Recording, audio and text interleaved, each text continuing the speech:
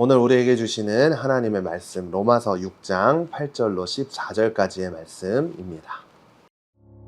우리가 그리스도와 함께 죽었다면 또한 그분과 함께 살 것을 믿습니다.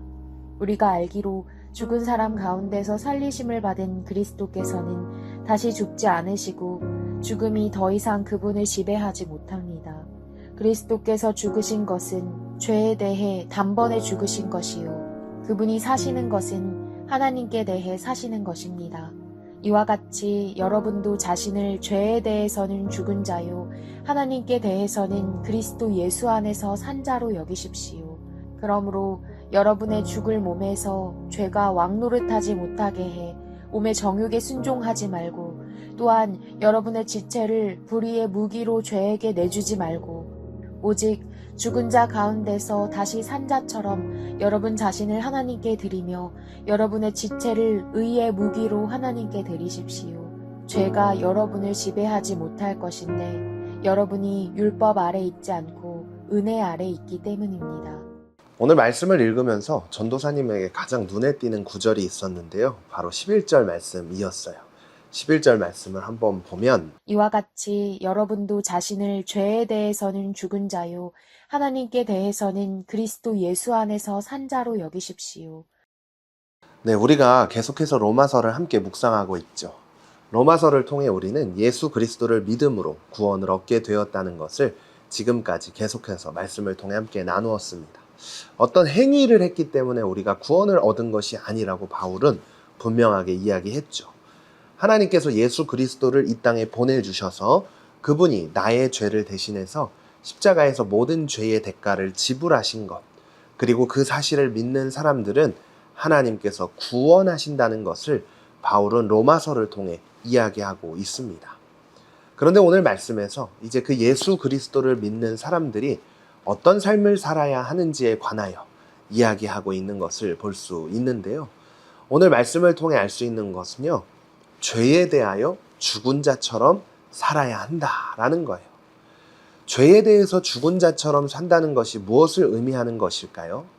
오늘 말씀은 그것에 대해서 이렇게 이야기하고 있는데요. 오늘 말씀 12절 말씀에 보면 그러므로 여러분의 죽을 몸에서 죄가 왕노릇하지 못하게 해 몸의 정욕에 순종하지 말고 바로 죄가 왕노릇하지 못하게 하는 삶이라는 거예요. 이 말을 조금 더 쉽게 이야기해보면 죄를 짓지 않는다는 거죠. 그것이 바로 죄에 대하여 죽은 자처럼 사는 삶이라는 것을 바울은 이야기하고 있습니다. 예수 그리스도를 믿는데 삶이 변화되지 않았다는 것은 결국 예수님을 진짜 믿는 게 아니라는 것을 기억해야 돼요. 예수 그리스도를 나의 구주로 나를 위해 대신 죽어주신 구원자로 믿는다면 삶은 변화되어야 합니다. 자, 여기서 잠깐 문제 타임 갖겠습니다.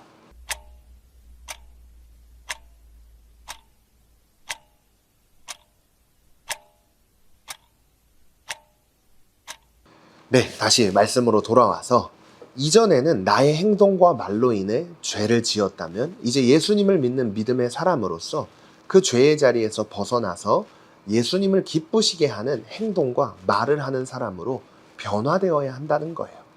그리고 오늘 바울은 두 번째로 그리스도 예수 안에서 산 자로 여기라 이야기하고 있습니다.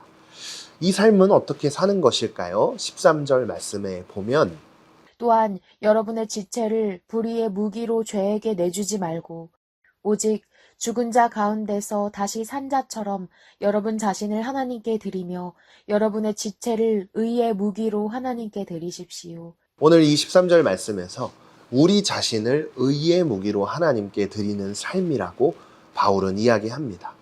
의의 무기로 드리는 삶은요, 이제 나를 통해 하나님의 뜻을 이루는 하나님의 무기, 하나님의 도구가 되어야 한다는 거예요.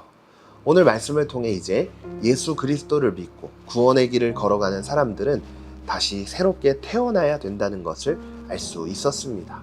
죄의 길에서 벗어나 죄의 무기가 아니라 하나님의 무기, 하나님의 도구로 쓰임받는 사람들, 그 사람들이 바로 우리 모두가 되기를 소망하며 함께 결단의 자리로 나아가겠습니다.